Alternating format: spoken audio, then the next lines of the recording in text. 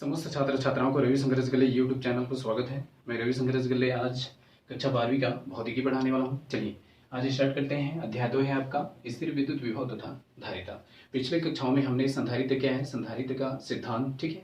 संधारित्र के 3 टाइप होते हैं, समांतर प्लेट संधारित्र, बेलनाकार संधारित्र और क्या गोलाकार संधारित्र। ये तीनों पढ़ चुके हैं हम लोग। अगर आपने उस वीडियो को नहीं देखा है तो इस वीडियो के डिस्क्रिप्शन में उसको लिंक दे चुके हैं, आप उसको देख सकते हैं, ठीक है। तो चलिए आज क्लास स्टार्ट करते हैं। संधारित्रों का समूहन है, ठीक है। संधारित्रों का समूहन है तो पहला क्या है आपका श्रेणी क्रम समूहन है, दूसरा क्या है समांतर क्रम समूहन है। तो चलिए आज क्लास में हम स्टार्ट करेंगे श्रेणी क्रम में, ठीक है। श्रेणी क्रम समूहन है आपका। ये क्वेश्चन ऐसे आएगा, ठीक है। क्वेश्चन ऐसे आएगा आपका, श्रेणी क्रम में जुड़े 3 संधारित्र की तुल्य धारिता के लिए व्यंजक स्थापित करना है, ठीक है। या तो दे सकता है सिद्ध कीजिए कि, ठीक है, सिद्ध कीजिए कि 1/c = 1/c1 + 1/c2 + 1/c3, ठीक है। ये ऐसे भी आ सकता है। क्वेश्चन पहला ऐसे आ सकता है, श्रेणी क्रम में जुड़े 3 संधारित्र की तुल्य धारिता के लिए व्यंजक स्थापित कीजिए। दूसरा आ सकता है आपका, सिद्ध कीजिए कि 1/c = 1/c1 + 1/c2 + 1/c3। इसको आपको प्रूव करना है। या तो दे सकता है, इसको थ्योरम बना सकता है, ठीक है। जैसे बोल सकता है सिद्ध कीजिए कि, ठीक है, सिद्ध कीजिए कि श्रेणी क्रम में तुल्य धारिता का व्युत्क्रम, ठीक है, तुल्य धारिता का व्युत्क्रम कुल धारिताओं के व्युत्क्रमों के योगफल के बराबर होती है। ये आपको सिद्ध करना है, यही है आपका, ठीक है। तो चलिए इसको हम लोग सिद्ध करते हैं, ठीक है। इसके लिए चित्र बना दिया गया है। चलिए इसका थ्योरम स्टार्ट करते हैं। देखिए इसमें क्या है, आपको क्या लेना है उसको देख लीजिए। श्रेणी क्रम में जुड़े हुए 3 संधारित्र लेना है आपको, ठीक है, और उसकी तुल्य धारिता के लिए व्यंजक स्थापित करना है, ठीक है।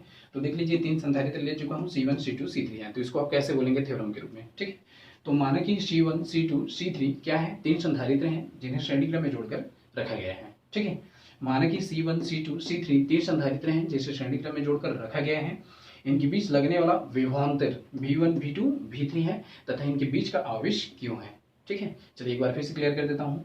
माना कि C1 C2 C3 3 संधारित्र हैं जिन्हें श्रेणी क्रम में जोड़कर रखा गया है, जिनके बीच लगने वाला विभवांतर V1 V2 V3 है तथा इनके बीच का आवेश Q है। क्लियर हो चुका, ठीक है। इसमें संधारित्र C1 के पहले प्लेट का संबंध बिंदु A से कर दिया गया है तथा संधारित्र C3 के दूसरे प्लेट का संबंध बिंदु B से कर दिया गया है, जिसका संबंध पृथ्वी से कर दिया गया है, ठीक है। चलिए एक बार फिर से क्लियर कर देता हूं मैं। माना कि C1 C2 C3 3 संधारित्र हैं जिन्हें श्रेणी क्रम में जोड़कर रखा गया है। इनके बीच लगने वाला विभवांतर V1 V2 V3 होती है तथा इनके बीच का आवेश Q होती है, ठीक है। इसमें संधारित्र C1 के पहले प्लेट का संबंध बिंदु A से कर दिया गया है तथा संधारित्र C3 के दूसरे प्लेट का संबंध बिंदु B से कर दिया गया है, जिसका संबंध पृथ्वी से कर दिया गया है, ठीक है। चलिए मेरे ख्याल से यहाँ तक थ्योरम क्लियर हो गया होगा। अब आगे क्या करना है आपको देख लीजिए, ठीक है।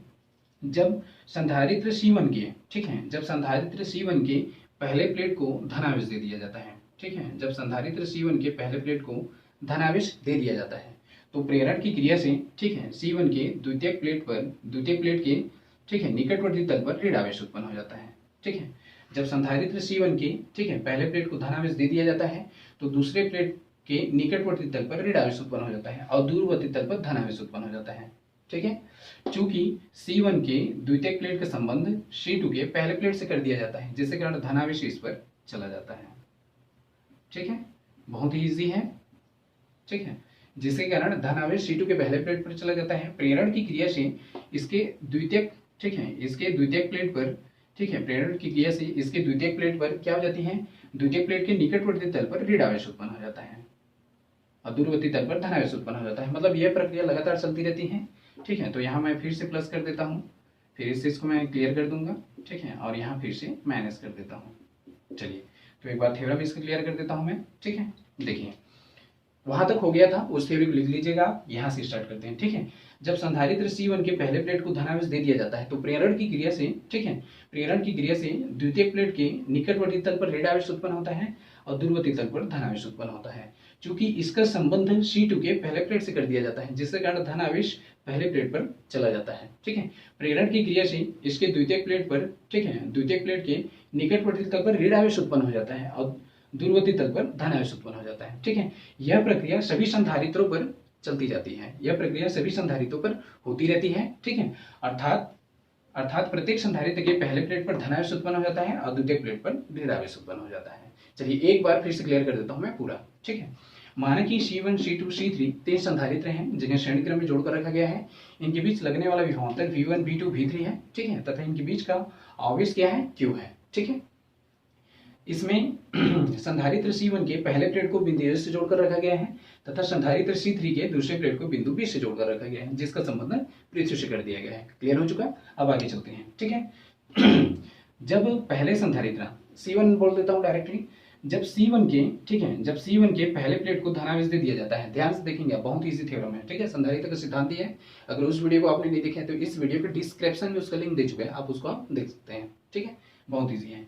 चलिए देखिए इसको, जब संधारित्र C1 के पहले प्लेट को धनावेश दे दिया जाता है तो प्रेरण की क्रिया से द्वितीयक प्लेट के निकटवर्ती तल पर ऋण आवेश उत्पन्न हो जाता है। ठीक है, और दूरवर्ती तल पर धनावेश उत्पन्न हो जाता है।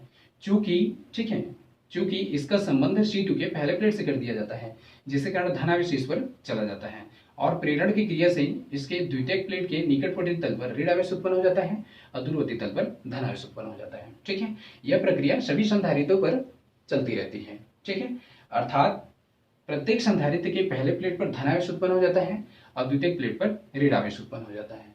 ठीक है, तो हम जानते हैं संधारित्र का सिद्धांत। चलिए थ्योरम लिख लेंगे, वहां तक जितना भी थ्योरम है बहुत इजी है, लिख लेंगे आप, मेरे ख्याल से समझ में आ गया होगा आपका।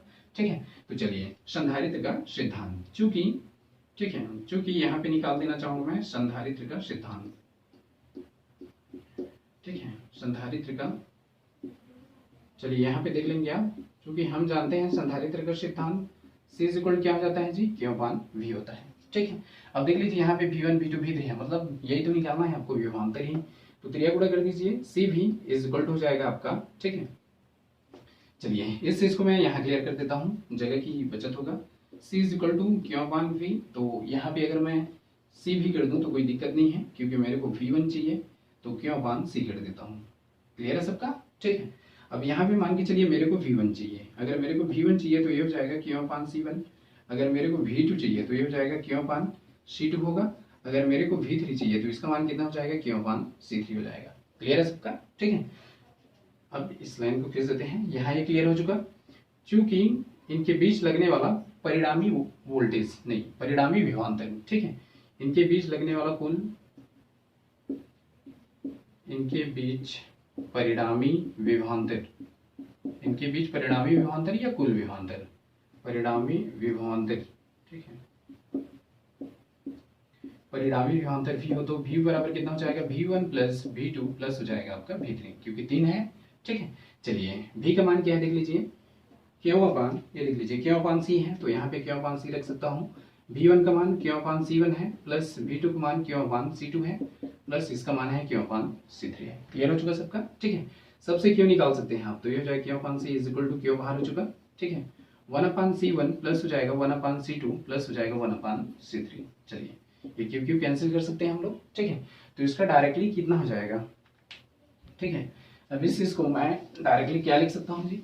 ठीक है, इसको मैं लिख सकता हूँ 1/C, चलिए लास्ट लाइन है आपका 1/C is equal to 1/C1 plus 1/C2 plus 1/C3। ठीक है, यही क्या है, तुल्य धारिता के लिए अभिष्ट व्यंजक है, अर्थात करके आपको लिखना है, यही तुल्य धारिता के लिए व्यंजक है। और उसके बाद थ्योरी भी लिखना चाहें तो लिख सकते हैं। ठीक है, इस थ्योरी को लिखना ही जरूरी है। ठीक है, अनिवार्य लिख लीजिएगा। ठीक है, अर्थात तुल्य धारिता का व्युत्क्रम, ठीक है, तुल्य धारिता का व्युत्क्रम श्रेणी क्रम में जुड़े हुए कुल धारिताओं की व्युत्क्रमों के योगफल के बराबर होती है। ठीक है, ये क्या है आपका श्रेणी क्रम के लिए अभिष्ट व्यंजक है। तो मेरे ख्याल से देख लीजिए बहुत इजी है, व्यंजक तो बहुत इजी है, थ्योरम को आप प्रैक्टिस कीजिएगा। ठीक है, मेरे ख्याल से थ्योरम भी याद हो चुका होगा आपका। ठीक है, तो अगर आपको ये क्लास अच्छा लगता है तो लाइक और सब्सक्राइब जरूर कीजिएगा। ठीक है, और आप लोग के लिए खुशखबरी है कि 21 तारीख से NTPC ग्रुप डी के मैथमेटिक्स और रीजनिंग का क्लास लिया जाएगा। ठीक है, तो लाइक और सब्सक्राइब तो जरूर बनता है। तो चलिए आज क्लास यहीं रखते हैं, कल आगे बढ़ते हैं। आज क्लास के लिए सभी को धन्यवाद।